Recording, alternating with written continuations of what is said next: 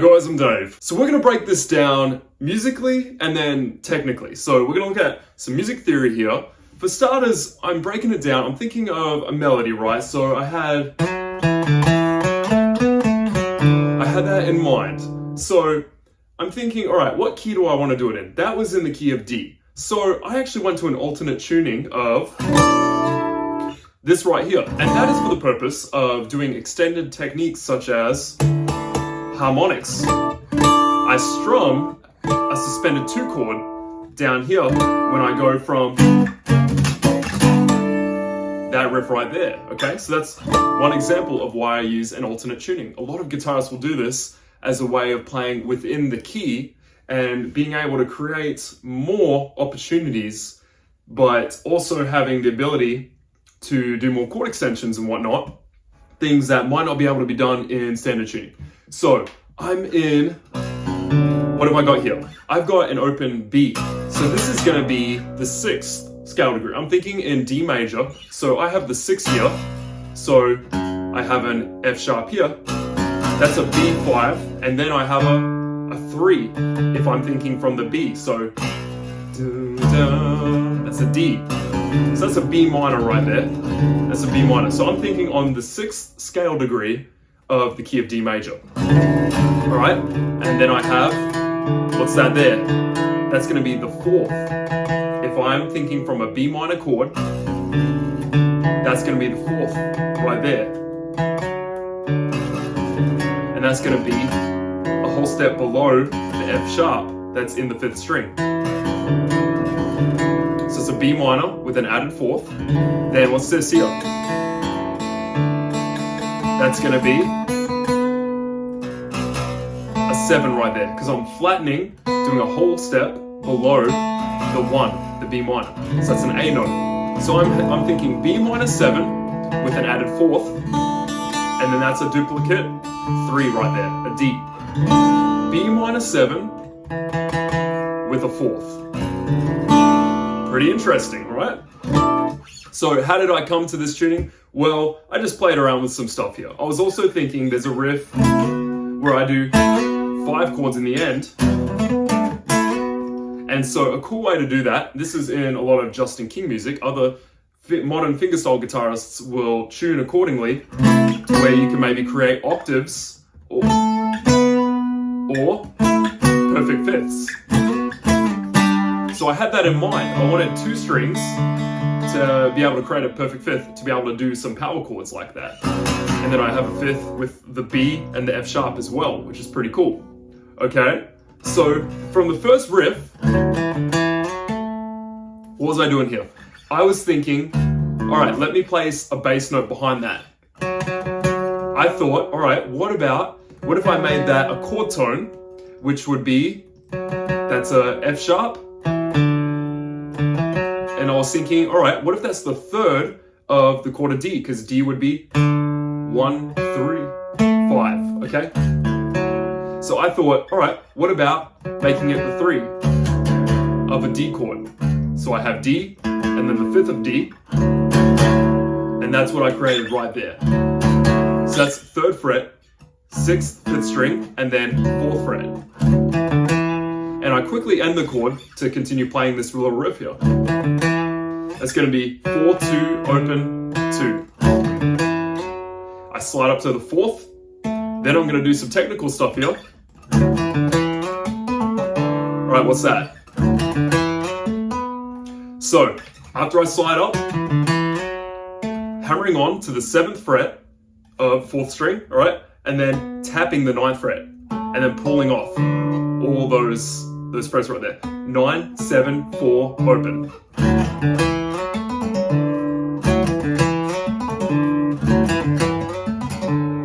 Pretty neat. What's the next section? All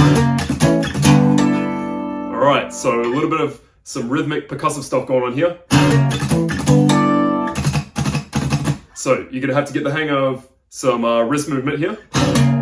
First of all, this is an open B minor chord, right? I'm going from that to a major chord, F major chord here, F sharp major, which is like the 5 in the B minor. Or you can think of it as a major third. It's like spicy, you know? Because that note pulls to the B note. It's like a harmonica minor almost. Okay, real spicy sound right there.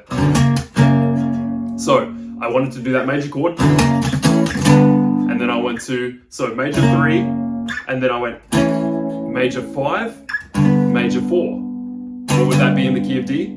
Major 4 is G. This is G major. Alright? G, 1, 3, and then 5 on the 5th string. G, D, and then B. And then we have an A major chord right here. So this is going to be placed on, so first chord, 7th fret, and then 8th fret, 4th string. 10th fret, 5th and 6th string, and then 11th fret, 4th string. And then 8th fret, 5th, 6th string, 9th fret, 4th string. Alright, I repeat this again. But instead of going right here, I'm going to do this sequence, but I'm going to go.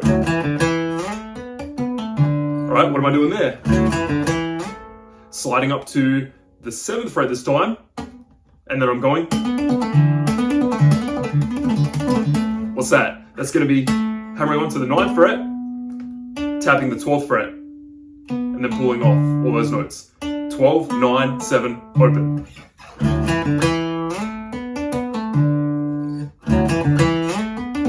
First one is going to be, second one, pretty cool. And I forgot to mention, that's a harmonic we're going to do there. Bottom 3 strings. So what's going on here between this? I wanted this to be a suspended second chord. So it's like the bottom string is the D, and then the second string is going to be an A note. That's the 5th in the D chord. And then I have an E right here in the open 3rd string. The E is going to act as the second in the D chord.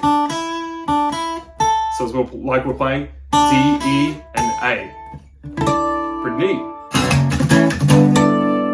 And it's like a cool polychord effect almost, because you have a G major and then a D suspended 2. I'm not going to go too deep into the theory there. That'll be another lecture in itself.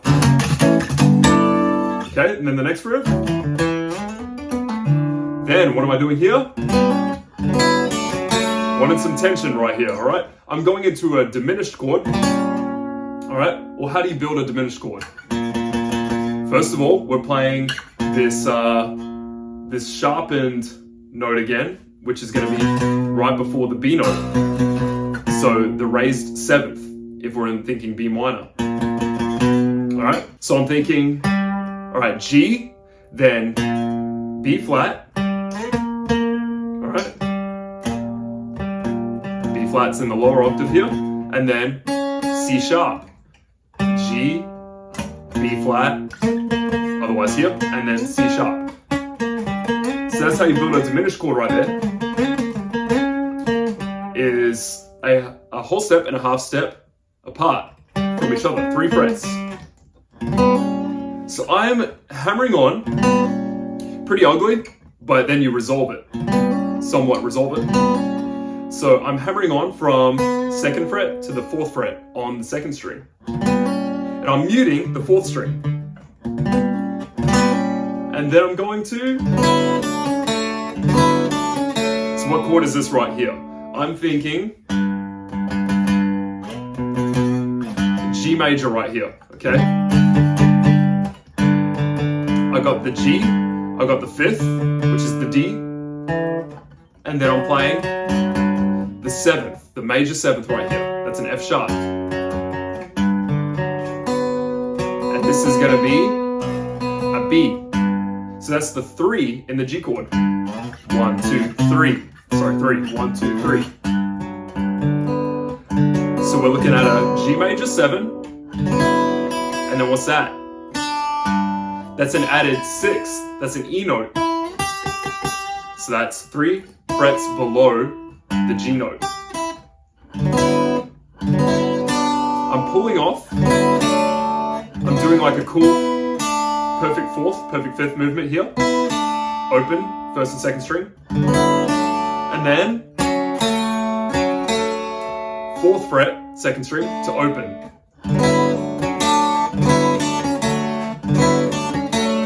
So together I had.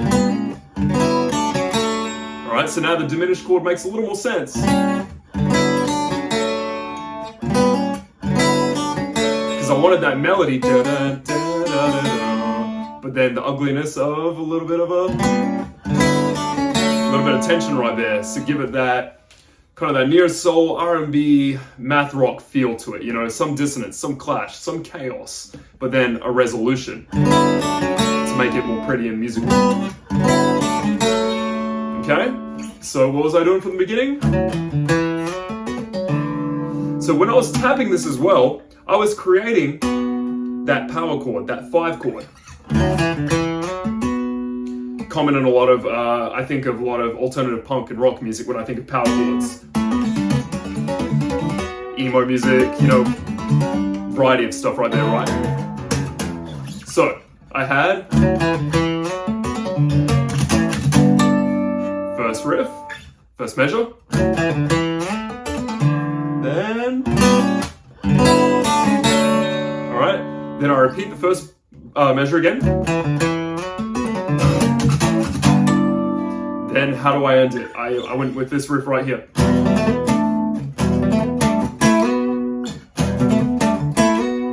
Alright, so that's going to be a minor chord. We have B minor. This is going to be an E minor right here. This is going to act as the 2 chord in the key of D major. Then I'm going to walk it up. Okay, quick scale lick here. That's G, A, B. So 5, 7, 9 on the 4th string. And you can, if you have strong fingers here, you can leave your 5th fret barred, because we're going to play a little bit of a suspended chord here. And I'll show you what this is. Alright, so we're going. I'm hitting the 5th fret, 2nd, 3rd, and 4th string.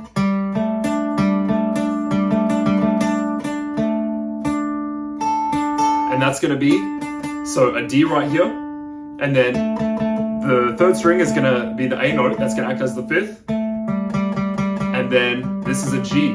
This is going to act as the suspended 4th in the D, okay? 1, 2, 3, 4. Alright? So think of that as a D suspended 4 real quick. So E minor, and then D suspended 4. Then I'm going power chord right here. A to B. That means we're playing A and E, and then B, F sharp. Alright, and then we're going to do a variation of the 2nd bar, where instead of going like that with a diminished chord and then a full-on 7 chord, I'm going to do something different. I'm going to go, so this is going to simply be taking that F sharp right here, suspended 4 actually, because I'm playing the 4th, and then I'm climbing up to the 5th on the 4th string, so that's going to be 9 to 11. And then, alright, so it carries a similar shape, but just not as much alteration or extensions involved here. I'm just going to simply go, placing my first finger on 1st fret of the 5th string, and then 2nd finger, 2nd fret, open, and then pinky to play 4th fret, and then open 2nd string. So what was I thinking musically here? I was thinking, alright, let me play just the G here, the G, and then the 5th of the G, which is the D, and then I have an E right here, which is like an add 6, and then I have a 2nd right here, so add, almost I was thinking add 9, you know?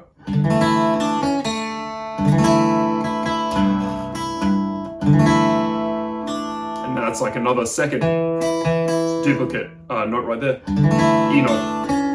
E, D, C sharp, A. And then I just ended on that D major chord right there. So from the beginning, what do we have?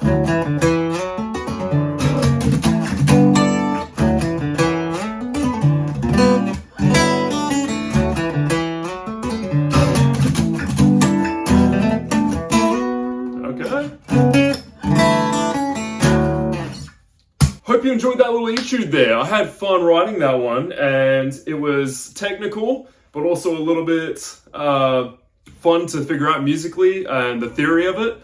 When I was sitting down, I was thinking, all right, I want to be technical, but I also want to be funky. I want to have a little bit of that angst, that tension, that Midwest emo math rock feel, but also some R&B, some even some like a little bit of a metal riff there, feel to it. Be sure to like and leave in the comments what you would like the next lesson to be on. Thank you guys for watching.